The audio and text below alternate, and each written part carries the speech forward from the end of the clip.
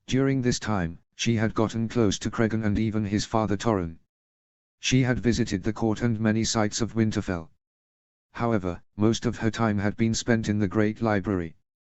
As Visenya was going at lengths about the new Valyrian history that she had learnt, Cregan led her to Wintercity. This is the greatest city in Westeros and Essos. The only city which could compete with it was Valyria before it was destroyed, and perhaps Charnoy in the height of its power. With a population of 500,000, people expect the city to reek of shit and sweat. That is not the case. King Artos the Clean Wolf had introduced the bath houses, bringing great profit to House Stark. It also keeps the citizens clean, at least as clean as the minor lords. The further you get from the city, the lower the class of the small folk. It was organized and built to the last detail, everything was done on purpose. As Cregan was talking, they had passed a row of shops, some stocked full of beautiful jewelry, some lined with intricate blades, and some with great slick. Oh, this will probably interest you, Visenya. There is a street named Shrey's Street, going from the rich, all the way to the poorer classes, which are full of Valyrian culture. The small folk which had come with House Baelaris are thriving. We call the sector Northern Valyria, although some even call it Little Valyria. The culture of Valyria had survived with minor changes, from the northern influence. We are passing through right now. As Cregan had said, they were passing through an area which had vastly different style houses. Without the books from the Great Library, Visenya would have never known that these buildings were ancient Valyrian architecture. Very pale blonde-haired people with blue eyes were walking down the roads. We try to keep their culture alive. They are the last living representation of a once strong ancient civilization. They passed food vendors, selling exotic-looking food. Visenya assumed it to be Valyrian food. They had stopped by a park within the area kept and built in a completely Valyrian fashion. There were pillars holding up roofs which were to be used as shade, carved with monuments of dragons. It is actually interesting to note that the old gods of Valyria are similar to the old gods of the north. Although some are worshipped more, between the two cultures, it remains that both religions worship multiple gods of nature. Although, Valyria was of course more focused upon fire and the like, while we northerners were more focused upon forests and rivers. In fact, Gran Collar Gregor suggested that the children of the forest, which once populated both Essos as well as Westeros, influenced the original humans before the first men and the Valyrians. This leads to the similarities within our religion. Of course, the Valyrian focus on fire and destruction meant that the religion was okay with slavery. However, beyond that main point of contention, the religion is acutely quite similar. Especially now, since all that remains of the Valyrian civilizations are the lower class, and they and their ancestors could not afford slaves in the first place. Would you like to taste some of the food, Visenya? Yes, please. Here, follow me, said Cregan while leading Visenya to a street vendor and ordering her some traditional Valyrian food. Visenya took a bite and said, "That's really spicy." Yes, the spices were originally from the rivers of Rhoynar and the old Giscari Empire. The Valyrian acquired these spices and merged them with their food to create what you are eating right now. I see. It is really good. It is, isn't it? That's favorite among Valyrian dishes. Oh, Visenya, please follow me, I have one more thing to show you for today.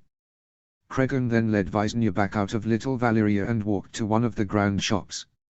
Visenya was marveling at all the clothings and cloaks. There were a few made out of wolf fur, some out of bear, and all kinds of other animal fur. Cregan said, "I have to go talk to the shop owner. Please do feel free to browse." As Cregan walked away, Visenya decided to follow Cregan's suggestion. None of the clothing really caught her eye, as she had plenty brought with her. Egon at least had the decency to give her her clothing. However, in the corner of the shop a cloak caught her eye. The fabric, which she felt and found to be wool, was very soft and warm. It was dyed red with black accents. It was surprisingly her size, and the top was lined with a direwolf skin. Just as she was about to check the back of the cloak, Cregan came back and asked, "Do you like that one?" "Yes, it is very beautiful." "Good, because I had that specially made for you." "What? But this must have cost you a fortune." "Do not worry about the money. I am the crown prince. I get enough allowance, and what I don't get from my parents, I can win from my men through sparring matches and the like."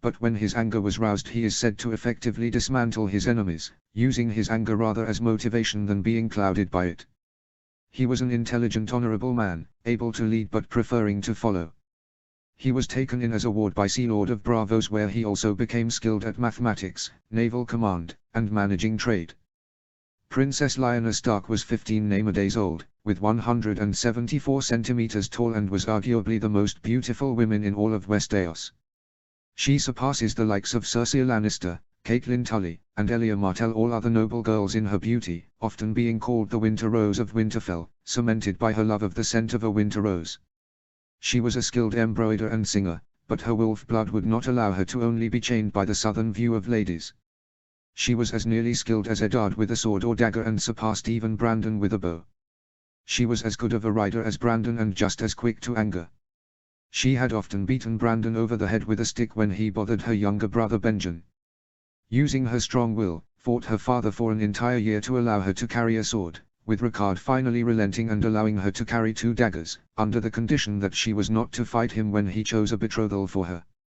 Lyanna quickly agreed, knowing that she would not receive a better deal. She then was betrothed to Magna Tristifa 16 Mud to closely tie the northern riverlands to House Stark, whose company she greatly enjoyed. She was the perfect depiction of the Spearwife of the North. Finally, Prince Benjen Stark was only 14 with the height of 173 centimeters, 1 centimeter shorter than Lyanna, who would often tease Benjen. Benjen was very mediocre with a blade, and only with intensive training did he become better than the average. His real skill was in tracking, hunting, and information gathering, with Benjen seeking to join the Kingsmen. He was as skilled as Lyanna with a bow, especially after receiving personal training from her, and he was also a skilled rider. He was level-headed like Eddard, but was not as strategy-oriented like Eddard, and often felt overshadowed by his siblings. The 4 Starks and the rest of their entourage rode from Oldston, being accompanied by Tristifa Mud to Duskendale, the once greatest castle and structure purely built only by man's hand, with the invitation to the greatest tourney of all time. This would be the first time in 5 decades that a Stark travelled below Oldston. All houses in Westeros, Braavos, Volantis, etc., all received the invitations. The current Sea Lord's son, Syrio, and a small host came with Eddard to test himself against the Westerosi. Some minor nobles from Volantis came, but House Veltigar refused to join, preferring to stay in Volantis. This paranoia stemming from the fact that House Veltigar was nearly wiped out 12 times in the last 3 centuries. The Starks were not impressed by Duskendale, why the castle was as large as Winterfell or Moat Catlin. The castle itself was bent, burnt, and melted from when the Targaryen wiped out House Darklyn. It lacked the beautiful surrounding city of Wintercity, their defenses were laughable, and they lacked the manpower to fully man a castle of such size. The great many animals and objects fluttered in the sky as all of the different sigils of the world were here. Brandon, I will remind you again. Do not let your temper get ahead of you. You are the crowned prince, a title meaning that you represent the entirety of the North. You must act perfectly civil and well-mannered, do you understand, said Prince Eddard while they were riding toward the front of the gate. For the 1000th time, I understand. You are sounding more like a father every single day. Liver little Ned. I thought you would have become less uptight during your time in Braavos. Are you even a man yet, said Brandon laughing. Oh, be quiet, Brandon, just because Ned isn't a man whore like you doesn't mean he isn't a man, said Lyanna with a mischievous twinkle in her eye. The 4 siblings jested and joked, but as soon as they reached the gate, their relaxed demeanor completely changed. Brandon stood proud upon his horse, with his shoulder firmly back, with his chin lifted high and his crown firmly upon his brow, with the Titian's bite firmly at his side. Eddard's relaxed face became firm. Lyanna became almost haughty, as she fixed her hair that had become messed up after riding. Benjen has also adopted a face similar to Eddard and made sure to tie back the strand of hair that had fallen out of his bun. The gates opened and they rode forward with the 2 riders bearing the direwolf of House Stark at their side. With Umbers, Giantspan, Isariver, Marndale, Griffin, Black, Ryswell, and the 20 other major and minor houses that had come with them.